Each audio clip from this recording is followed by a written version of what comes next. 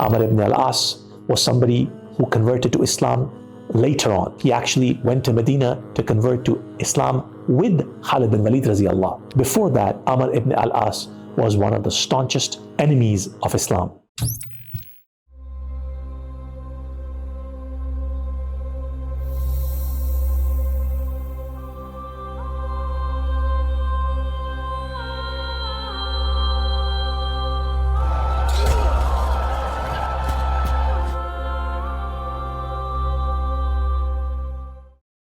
In this series of our beloved 100, the Sahabi and Sahabiyat, who we can learn so much in our life from, we're delighted to bring to you the narration of Amr ibn al-Aas radiallahu. What an incredible example of strategy, of tactics, of understanding people, and through an acute understanding of who those people were and what they wanted, achieving incredible feats. Amr ibn al-Aas was somebody who converted to Islam later on. He actually went to Medina to convert to Islam with Khalid bin Walid radiallahu. Before that, Amr ibn al-As was one of the staunchest enemies of Islam. When the Muslims had moved to Abyssinia into Ethiopia, the Quraish had sent Amr ibn al-As as their chief statesman to try to lure these Muslims back. It was a small amount of Muslims, led by Jafar ibn Abi Talib and Uthman bin Affan, that had gone to Abyssinia. Why were the Quraysh so focused on bringing these people back?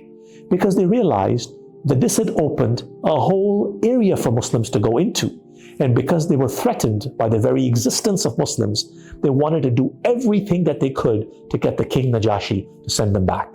So they send their best statesman, Amr bin As. Amr bin As sent many gifts to Najashi before he arrived. And then when he arrived into the court of Najashi, he built upon the wonderful relationship that he had with them over many years. He was a trusted statesman for Najashi. Of course, we know that Amr bin As was no match for the beautiful presentation that Jafar ibn Abi Talib makes to Najashi that wins over his heart. So much so that Najashi said that if anybody harms these Muslims, he will have to deal with me. This was one of the first failures and the last in life of Amr ibn As. When he goes back to Yathrib, Medina, he actually spends a lot of time reflecting on what had happened and how for someone who was such a distinguished and a successful statesperson, why this particular expedition did not work.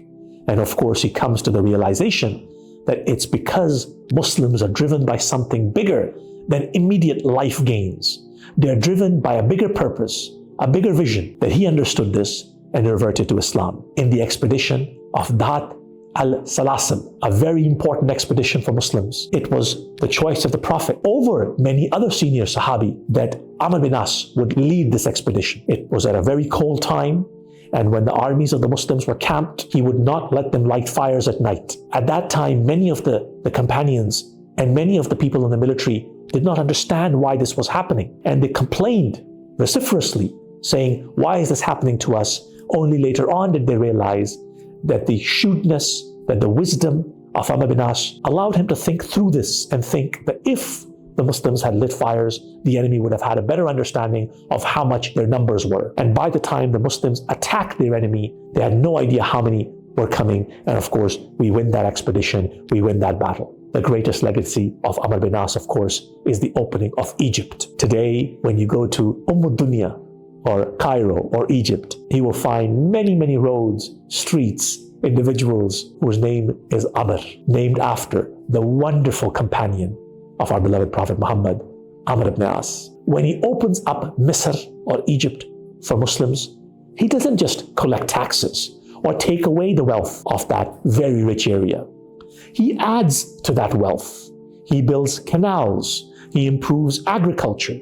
He creates great policies and guidelines with which tradesmen and business people were protected. In fact, he set such a great example that many of the provinces of Muslims to come later on learnt from those examples and created a very identical structure of governance in their areas. Amr ibn As was not just a great visionary, a great strategist. He also was a great example of theocratic focus as well. That while you succeed in your business as a military strategist and so on, it's always incumbent upon Muslims to keep their faith at the very forefront of how they work, how they lead, and how they do business. Truly, in the legacy and narrations of Amr ibn al-Aas, we have a chief strategist, a master tactician, somebody who understood not only winning the battle, but also winning hearts. And that's why when Muslims open up Egypt, Misr, then for hundreds of years after that, Muslims not only just survive in Misr, but then thrive. So much of the richness of our tradition and our culture today comes from the legacy of this beloved Sahabi, Amr ibn al-Aas.